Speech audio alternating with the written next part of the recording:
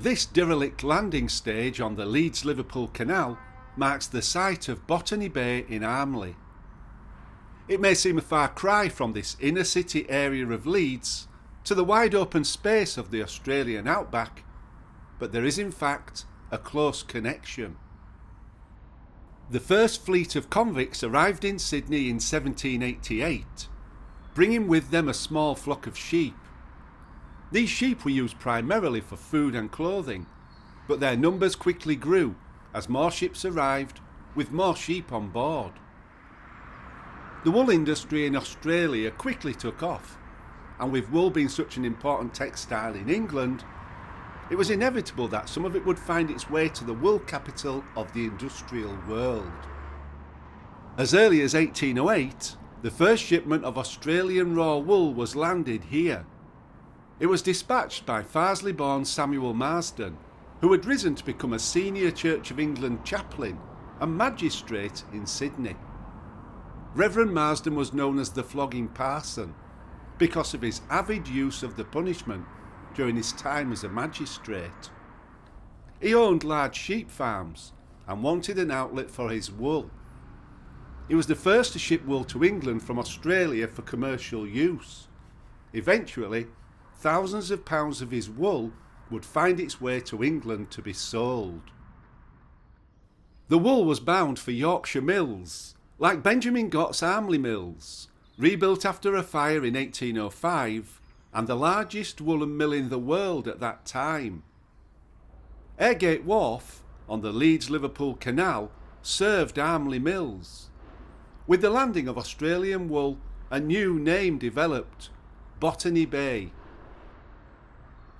In its early days, Botany Bay was relatively cut off. There was a small canal bridge and another nearby serving Armley Mills, but the nearest permanent crossings of the River Aire were several miles away at either Kirkstall Bridge or Leeds Bridge. There was a ford between Armley Mills and the north bank of the river. Ferries also crossed the river to the east, but the road in from Armley effectively came to a dead end. The 1841 census shows 122 people living in a small close of terraced houses, which used to stand here at Airegate. 70 of the residents were described as being employed, 65 of them, including some as young as 9 years old, in cloth-making and associated trades. Soon the Leeds and Bradford Railway would cut through the area to the south. 1846 saw the opening of Armley Canal Road Station, bringing a regular service of 18 trains per day in each direction on a weekday. 3 years later, in 1849, the imposing railway viaduct crossing the canal and river was completed. Botany Bay and Dunkirk Hill was in some respects now an isolated settlement. The censuses show the number of people living in Botany Bay was growing. By 1851 it had reached 229, increasing in the next 20 years to a peak in 1871, when 355 residents were identified. Dunkirk Hill and a small group of houses over the railway called Malta were included in this enumeration, and it seems the wider area was now well known as Botany Bay. The surrounding area was becoming increasingly industrialised. The construction of the Viaduct road bridge in 1882 meant that Armley and Burley were now connected. This was an imposing construction, making use of thousands of red bricks, a material in many ways synonymous with Leeds.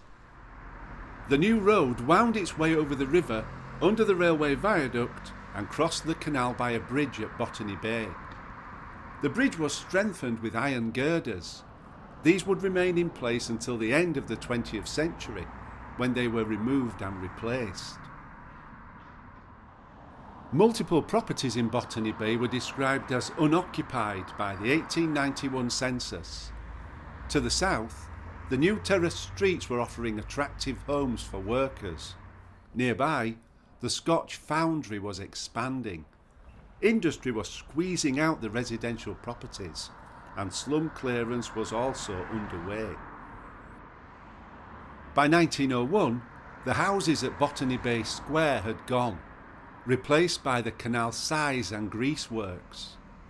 Only a small terrace of houses called Botany Bay Place and 2 shops remained. The premises on the right, in this photo from 1923, is Charles Cote, hairdresser, and on the left is Moran Valentine Confectioners. The properties on Dunkirk Hill lasted longer. This photo from 13 February 1961 shows a former shop, number 79 Canal Road. The road to the left is also called Dunkirk Hill, and there was once a public house here called the Bay Horse Inn. Here is another view taken at the same time. At the corner is 79 Canal Road.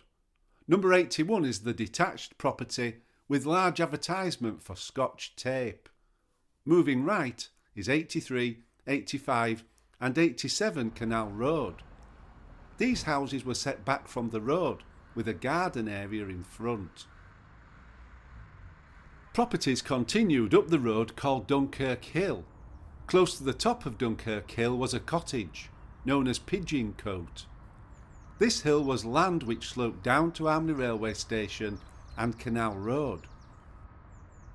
Despite the industrialisation surrounding it, Dunkirk Hill seems to have remained as farmland well into the 20th century. Geese can be seen in the foreground in this photo.